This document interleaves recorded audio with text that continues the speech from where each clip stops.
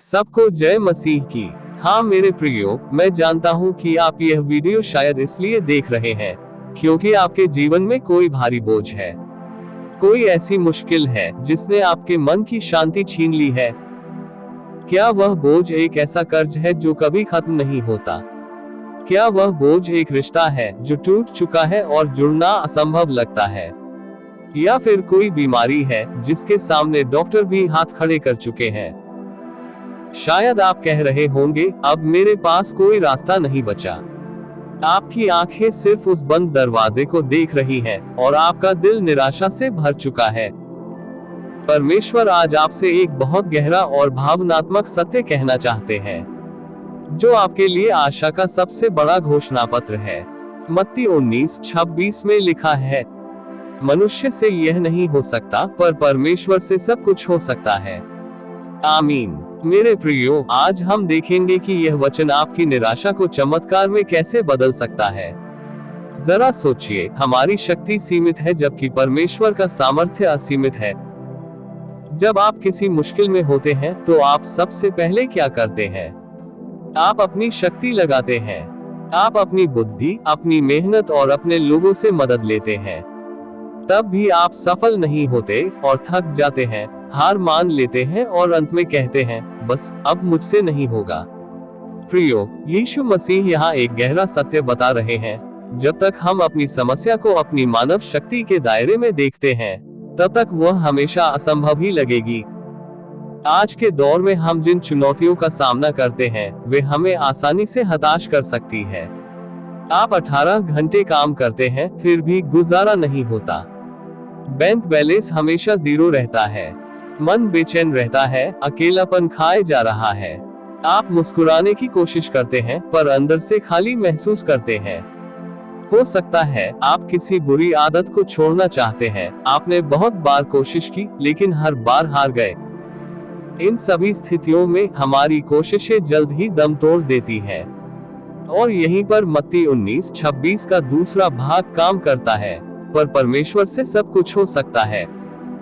जब आप यह स्वीकार कर लेते हैं कि मुझसे नहीं होगा, तब आप वास्तव में परमेश्वर के लिए अपने जीवन में काम करने का दरवाजा खोल देते हैं।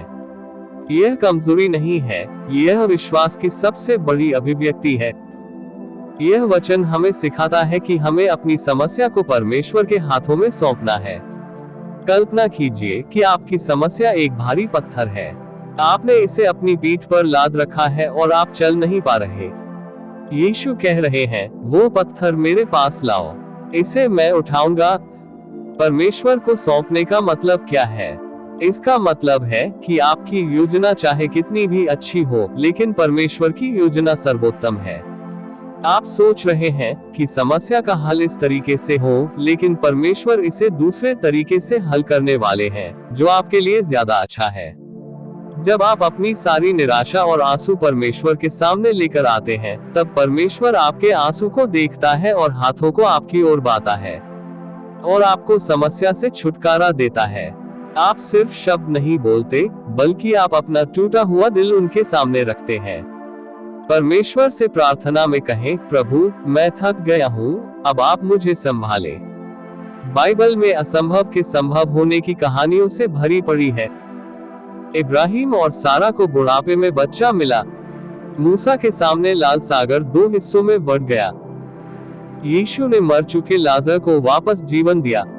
ये कहानियां हमें याद दिलाती हैं कि हमारा परमेश्वर कल भी, आज भी और हमेशा चमत्कार करने वाला परमेश्वर है।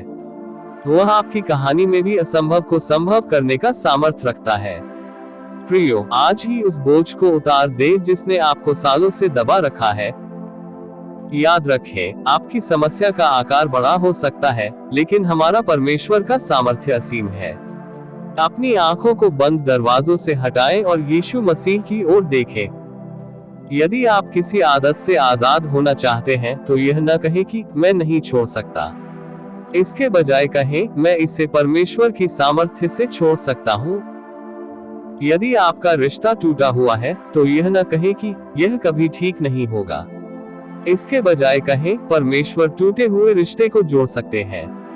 एक गहरी सांस लें और यीशु मसीह से कहें, प्रभु यीशु, मेरी इस असंभव परिस्थिति को अपने हाथ में ले, क्योंकि मनुष्य से यह नहीं हो सकता, पर आपसे सब कुछ हो सकता है।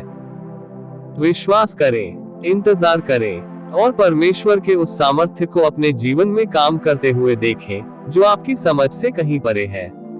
वह आपके लिए सबसे अच्छा काम करेगा, क्योंकि वह आपसे बेहद प्यार करता है। अगर इस संदेश ने आपके दिल को छुआ है, तो इसे लाइक करें और नीचे कमेंट में लिखें, सब कुछ संभव है। इस चैनल को सब्सक्राइब करें ताकि आप परमेश्वर की ओर से हर दिन आशीष पा सके। ईश्वर की शांति आप सबों के साथ हो। आमीन।